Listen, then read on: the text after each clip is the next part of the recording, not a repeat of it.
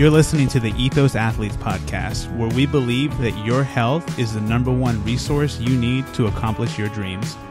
My name is Dr. Matthew Hernandez, and I'm a physician dedicated to helping my patients maintain their active lifestyle and continue doing what they love.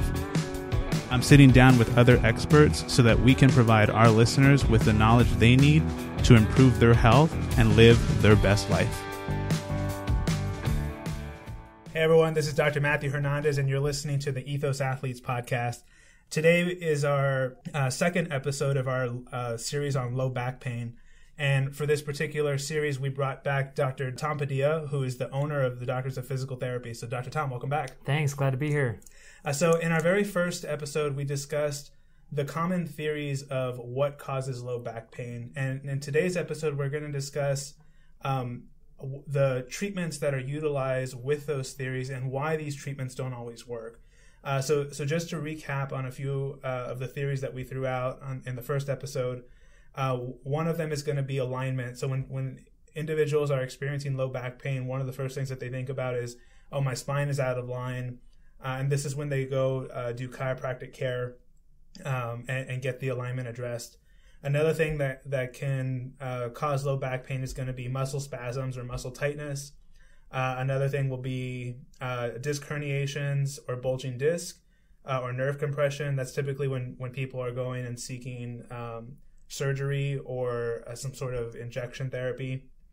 And then there's also hip problems and sequencing problems as well. So let's start with alignment, and let's go over. Or actually, yeah, let's go over the two different categories of treatment. So there's conservative and non-conservative. And Dr. Tom, why don't you go ahead and tell me, let's start with conservative and talk about what kind of therapies exist in there and why they don't always work for treating low back pain. Great. Yeah. So, you've got a few things listed under conservative treatment. It's going to start with palliative care. Palliative is when you're just trying to reduce the amount of pain that someone's in, by giving them painkillers or anti-inflammatories, inflammatory medication, or doing something that that just gives them relief for a little while. So sometimes this can be classified as certain types of massage or certain types of acupuncture, and you can kind of see why these would yield short-term results, right? You're addressing a tense muscle and it'll relax for a while. Or, there are different theories on acupuncture on what you're actually addressing, but whether that's temporary or a long-lasting result. Anti-inflammatory medication obviously only works while you're on it, and painkillers as well. So in terms of palliative care, I think there are a few other things that you could throw in there. And because we're in Arizona, there's a lot of things that seem to be sprouting up as professions from time to time. Absolutely. So there are a lot of things that could be considered palliative care, but it's basically something that is only going to get you relief for a little while. And so you get stuck in this loop of needing that palliative care over and over and over. Then you have structural, right? So again, within the conservative realm, you have structural-based treatments, which these are more like osteopathic or chiropractic techniques where you're simply trying to realign or improve the mobility between joints and their neighboring joints. So that would pretty much take care of structural. Then you've got movement-based conservative treatments, which you could lump yoga in here, Pilates, and a lot of stretching or just like global strengthening programs. And those are geared at getting the body moving, getting the inflammation down by encouraging the muscles to contract and relax, and strengthening everything that's around a joint that may be painful. And then you have sequence-based, which you briefly mentioned earlier on one of the causes of pain. And this is where it gets interesting, because I do think that in terms of what causes pain, I think that there's a lot of structures that will give you pain, and that's the source of your pain.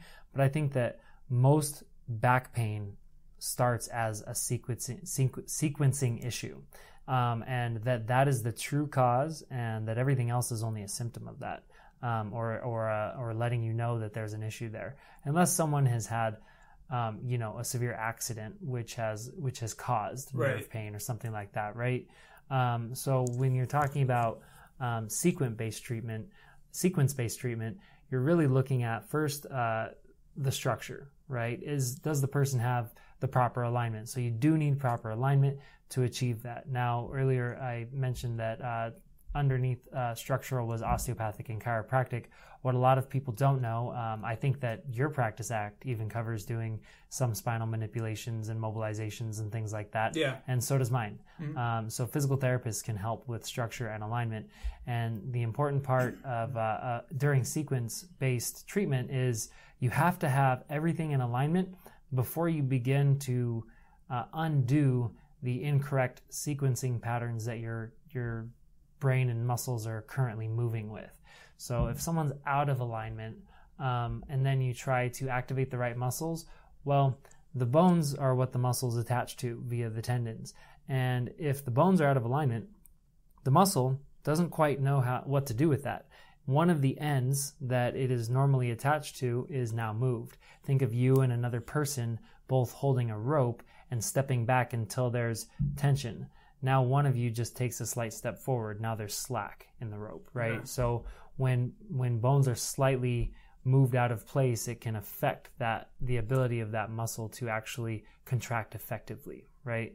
So from the aligned position, you then identify which muscles are firing out of sequence, and you spend time trying to isolate those muscles and reorganize the system basically to activate the appropriate muscles during smaller movement patterns. And over time, what you can do is you can reset the pattern in the brain where the brain will start to recognize the correct muscles to activate first, which then allows stability of the structure that you've already aligned with the skeletal adjustments. Okay, so now you've got alignment, you've got stability of that alignment, and now you can start doing those more global movements where you bring in the big movers that allow you to do a squat or to go upstairs or hike and do those other things, weightlifting, So once you've got those muscles firing in a better order, okay, now you can go in and do your soft tissue work where you're actually targeting the muscles that are overactive. So it's not just a general body massage. In fact, not many people would call it a nice massage, right? Yeah, or comfortable in any sort. But what happens is when you've now got the alignment there and you've started to get the correct muscles to fire first, when you go to address the muscles that are overactive, they go through this period of relaxation, and what you've created is now you've got the alignment, you've got the ones that are constantly pulling in different directions and overcompensating to relax, and you've got the ones that are supposed to be doing the movement firing first. Then for a period of time, that person is going to move a lot better and their body's going to start to recognize that pattern and set itself in that pattern. And then you have them do a high frequency in terms of a few times a day. You need them to do these specific exercises because over time, the body's going to the muscles are slowly going to tense back up and start to go into those old patterns. But if you interrupt your day to reactivate the correct muscles, you're going to interrupt it enough times that pattern starts to get broken. Okay. And that is sequence-based conservative treatment. Okay. And that's the most effective in terms of what I've seen. What are you saying? Okay. So what when it comes to like the structural piece, the alignment, you used an analogy before we started the podcast where bones don't have memory, right? Muscles do. And so can you explain that a little bit more and what you mean by that and why that kind of helps the theory of why alignment treatments don't always do the job? Right. So what I'm saying by, everybody has heard muscle memory, right? The term muscle memory. And what that really means is that there's a pattern between your brain and the muscles where the brain wants to use certain muscles first, or has some muscles tighter than others because it's supporting some sort of instability that it feels in the body. But the bones don't have that. The bones don't have the desire or the relationship with the brain to where once you realign them, say, or you mobilize them, they don't have anything inside of them that's controlled directly by the brain to tighten back up or to move out of place. They don't move independently of the muscles. Yeah. But the muscles move independently. Right. So when I say that bones don't have memory, if you keep going out of alignment and keep getting like structural adjustments, it's more an indication that there are muscles that are either allowing you to come out of alignment because they're not stabilizing your alignment where it belongs, or there are muscles actually pulling you out. So you've got muscles that can actually pull your bones back into these misalignments. Okay. And so that's why skeletal adjustments don't always hold, don't always work, because what's really needed is once you have that adjustment, you have to come in and teach the body how to use it. Otherwise, gradually, those muscles will either allow or cause that misalignment to occur again. Okay. And then we know that the palliative care, such as like painkillers, anti-inflammatories, that doesn't work because all it does is simply mask and like band-aids the pain essentially. So that's why, you end up becoming dependent on it, where you need to constantly take these in order to not feel pain. And obviously some people are okay with that, but most of the people that are listening to this podcast realistically aren't okay with that, and they want to actually fix the problem. And so I was reading something the other day, like opioids kill a certain number of people every single day, right? Opioid addiction. Absolutely. You can type that into Google, and and it's surprising the number of people that died due to a medication that is typically prescribed at the beginning of someone having chronic back pain. Yeah, exactly. And I mean, and just to further go along with that, I mean, the United States in itself is in an opioid epidemic where we have this overprescription of it, and it's becoming a big problem. I mean, even state of Arizona has listed or has called for a state of emergency with regards to us addressing this. And so, like, for me personally, this, just I think within the last month or two, they added on where we need to get trained in opioid prescription and learning more about opioids so we can help people get off of this and decrease these medications or the use of these medications, because it's becoming such a big problem. I mean, when it first came around, I think the pitch to doctors was that it was non-addictive, right? They originally thought it was not going to be addictive, and now they're realizing they got it wrong, like the food pyramid. Yeah. Right? Yeah, exactly. So, I mean, and here's another statistic that might be shocking to you. Less than 7% of people with back pain are ever referred to physical therapy. That's crazy. Isn't that nuts? That's insane, yeah. 93 out of 100 people are referred to other types of pain management, which leaves people just seeking, right? They're seeking all these different types of practitioners because nobody else has an answer for them. Yeah, absolutely. Right? They're tired of having pills thrown at them and a prescription. Yeah. Right? Being told to wait. Yeah. And so when we're looking at some of these other theories that we discussed, I mean, we talked about in the last episode where doctors will go and order an MRI, and the second a patient knows that they have a bulging disc, then it's like, oh yeah, that's clearly the cause of the pain. And we discussed where that's not always the case. It may be a source, but it's not always the case. I mean, what was the stat on how many people actually had? Over 40%. Yeah. And that's one thing that really bothers me, because you're supposed to diagnose people by exclusion, meaning that you should know what it is by finding everything that it's not. Right. If you're going to do that, instead of, let's take an MRI and point at the one abnormality, which isn't even an abnormality, because over 40% of people have it. Right. It's just a little bulgy here. Yeah. So it's easy for me to point at that and say, just take these pills and wait 2 weeks and come back if it's not any better, and we'll give you some more. Yeah.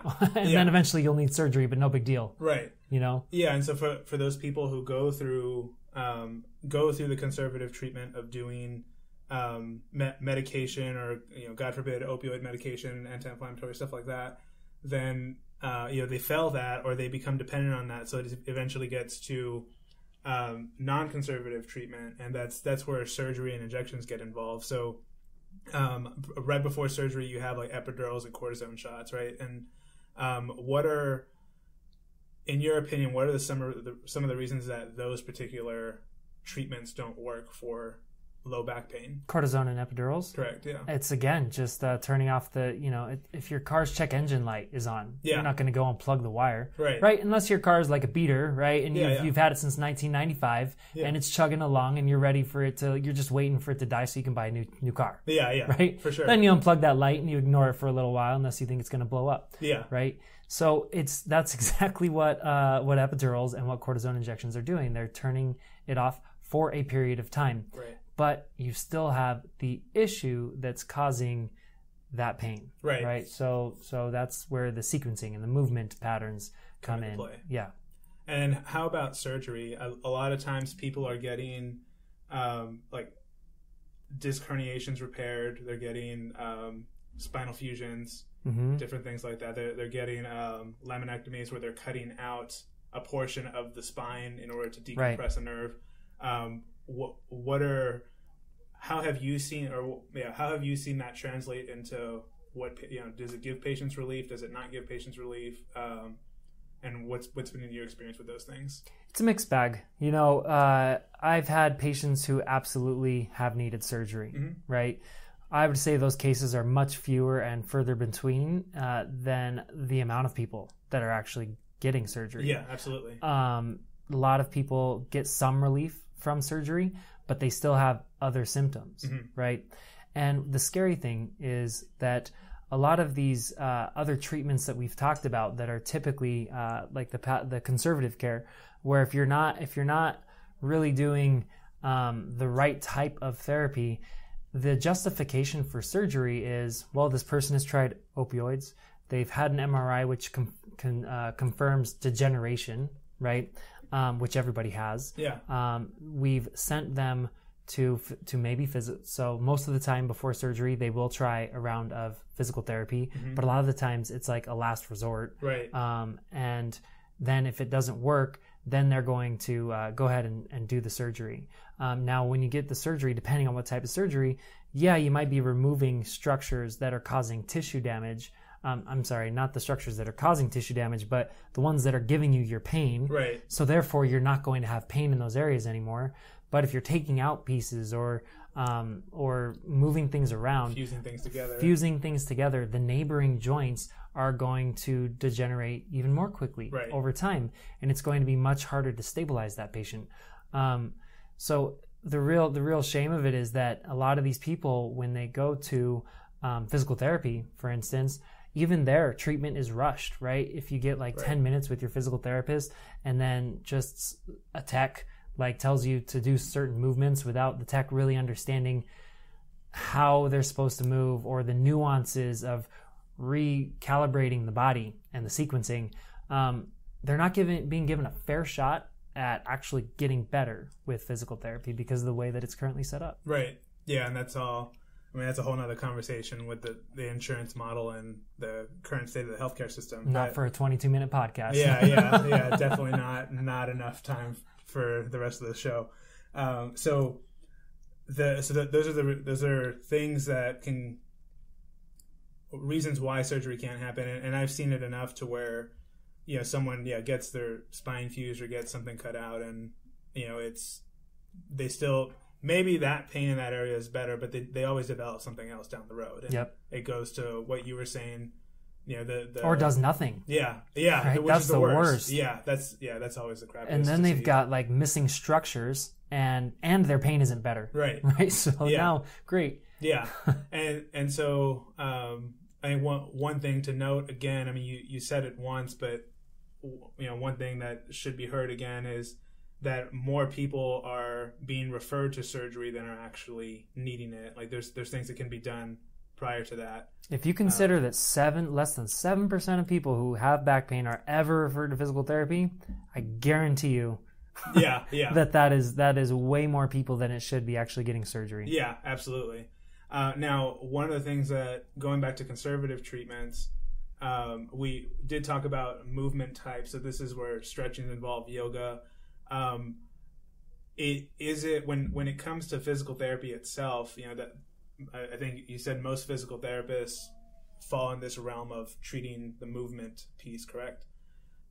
This is where most clinics fall under. That's what they would, so they would self-classify as that, but within that, so that doesn't necessarily mean like the sequencing piece, right? Exactly. Like physical therapy will generally think, oh, if it's short, stretch it.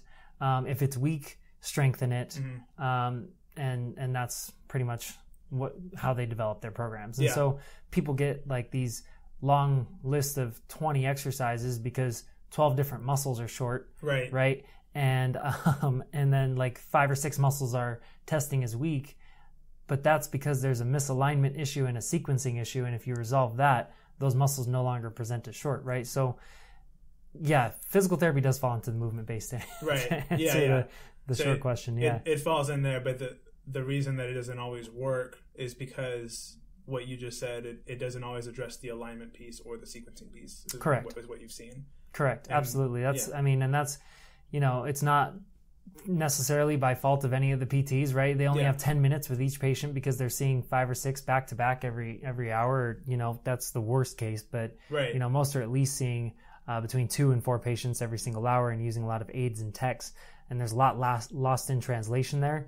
And then the general thought process is, again, if it's short, stretch it. If it's weak, strengthen it. But there's a further issue that's not being addressed. Why are those muscles presenting as short, right? Is one hamstring short because the person sits with their leg curled underneath them in their chair all day long? Is that going to cause that hamstring to be shorter? It's likely not. Yeah. Right. Okay. So, but that's the thought process so far, is if I test a muscle and it's short, I'm going to stretch it. Okay. Right. And so people get sent home doing hamstring stretches, and they kind of get told, well, if this helps you feel better for the day, do it every single day. Yeah. For the rest of your life. Yeah. Right? And stop doing the opposite thing that makes you feel worse. Yeah, exactly. For sure. Oh, it hurts, don't do that. Okay. Yeah. this helps you feel better. Great. Do that. Stop doing it. Yeah. Oh yeah. Don't lift weights, by the way, and don't CrossFit, and don't do this and that because it hurts when you do it, instead of figuring out like, okay, well, why does it hurt when they do that? Right. Because there's 100 other people with the same activities. Right. That it doesn't hurt. Right. And we're all made of the same stuff. Right. Well, that's weird. Yeah. Right? For sure. So let's figure it out. Yeah. Cool. So we're going to go ahead and wrap up this podcast. Again, we went over, we recapped on the common theories of what causes low back pain and why treatments don't always work for these particular theories. And in the treatments, we talked about conservative and non-conservative treatments. Conservative being the palliative care where you're looking at painkillers, various things like that, massage as well. And then there's structural, or there's therapies that address structural alignment, such as chiropractic adjustments. There's movement-based therapy, such as traditional physical therapy, yoga, stretching, and then there's sequence-based therapy as well. And then for non-conservative, there's surgery and injections, essentially is what we covered. So Dr. Tom, thank you again for being on this show. Absolutely. Always a pleasure. In our next episode, we're going to be discussing the approach that we believe you should be taking when it comes to addressing your low back pain. So stay tuned for that, and thank you for listening.